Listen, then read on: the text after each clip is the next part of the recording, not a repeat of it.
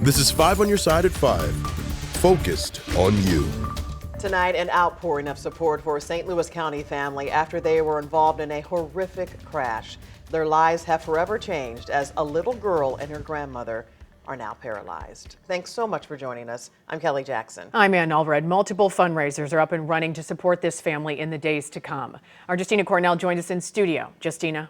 Well, this is an absolutely massive tragedy. Police say last week officers responded to a two-car crash at the intersection of Telegraph Road and Old Post Road. The three family members were immediately rushed to the hospital, two with life-threatening injuries. Now, in this car was Taryn Rose, her mother, Barbara Fleming, and her little girl, Gracie Crawford. Friends believe the driver was going more than 80 miles per hour. That's for the other car. Now, police tell us the driver was a 16-year-old girl who had non-life-threatening injuries. Taryn has left the hospital, but faces a new reality of both her mother and daughter now paralyzed. We're learning Gracie will require a ventilator to breathe for the rest of her life and will never be able to talk again unassisted. Gracie was about to begin third grade this week. Now, multiple fundraisers are underway, including Taryn's employer with an internal fund. And some employees are also giving up their own PTO and putting it in her bank. I spoke to Taryn myself last night, and I have to tell you that she is just overwhelmed by the outpour of love and prayers and concern and messages she is receiving from people. You know, there's some things we can't control. They're out of our control. But some things we can control is how we handle them, and we're going to take care of our own. Right now, there are multiple fundraisers set up for the family. If you'd like to learn more, head to our website, KSTK.com, and go to the section as seen on TV. Thank you, Justina. Alton police say an officer involved in a deadly shooting that claimed the life of a police K-9 is now recovering at home. And tonight, we are learning new details on the suspect. This shooting happened on Thursday morning near the intersection of Liberty and East 6th Streets in Alton, just hours after a separate shooting Wednesday night along East Broadway. 5 on your side, Holden Kowicki joins us in studio. So Holden, one thing we've been trying to figure out is, do police think that these two incidents are connected? Well, that's a very good question. And at this time, both incidents are still under investigation, and police aren't saying if they believe those two shootings are connected. However, within the last 2 hours, Illinois State Police identified the suspect in Thursday's shooting as Vernon Randall Jr. Though Randall has passed away, many in the community are still on edge. Outside of Town Club Bar and Grill, owner Mark Cribbs has turned the marquee into a memorial for Odin, an Alton police K-9 killed in the line of duty. It's tragic because it's terrible. We have 2 dogs ourselves, so we hated to hear it. Cribbs says nearly every customer who has come through the doors has shared their thoughts on a situation that has shaken up the Alton community. It was touching the way they, felt about it. Not that anybody else, but it upset them. As Odin's handler, Officer Alan Averbeck, recovers at home, 5 on your side has learned that body armor saved him from serious injury.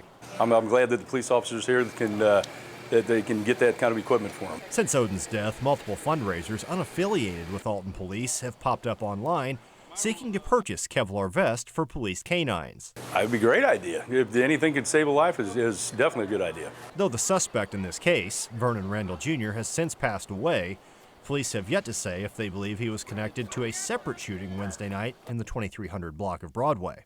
It's scary. My wife was very upset about it, and I told her it's part of the way things are today, and not that it should be that way by any means, but you can't live your life scared either.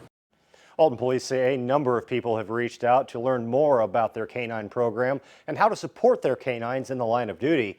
They are accepting checks at the police department as well as Venmo and PayPal. For more information, just look for this story on KSTK.com. Kelly? All right, Holden. St. Louis City Sheriff Vernon Betts is demanding a recount after he lost re-election in the August primary.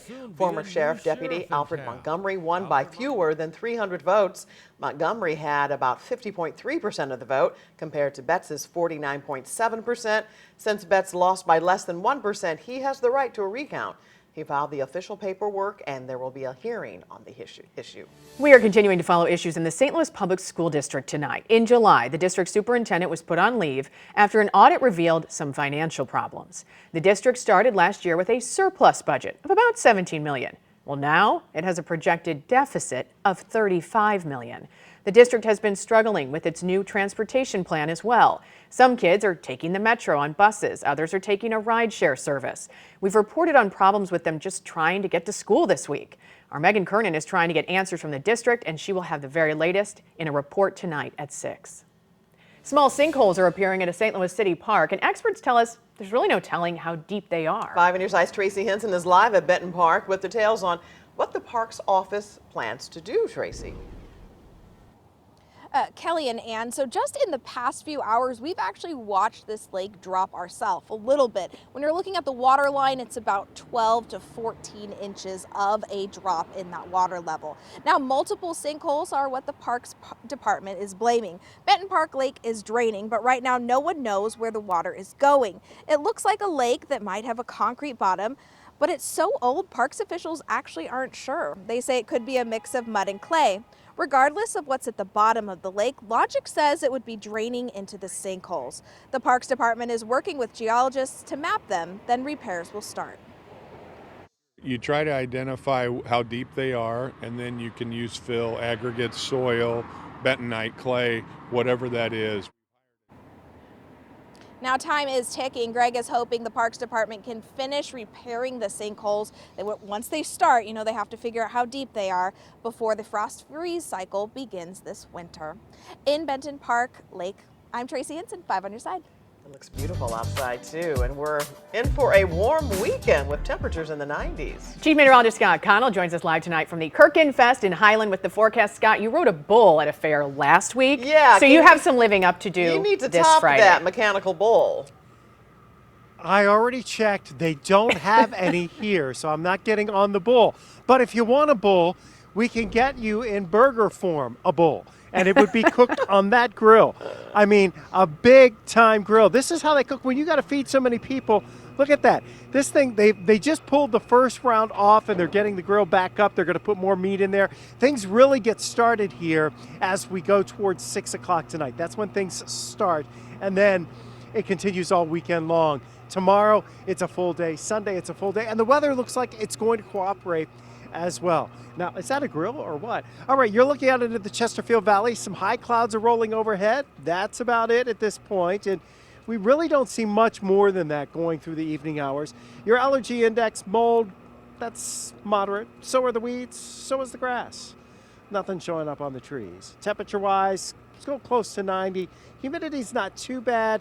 And that's good because it means those showers out to the west for your Friday evening plans are starting to fall apart. So everything's kind of fizzling on us. This evening, basically what you see is what you get around St. Louis and certainly here in Highland, Illinois as we drop back into the 70s. We'll see you back out here in a little bit. From bull rider to grill master. All right, Scott. Coming up, interest rate cuts are coming soon. What the Fed has to say about the timeline.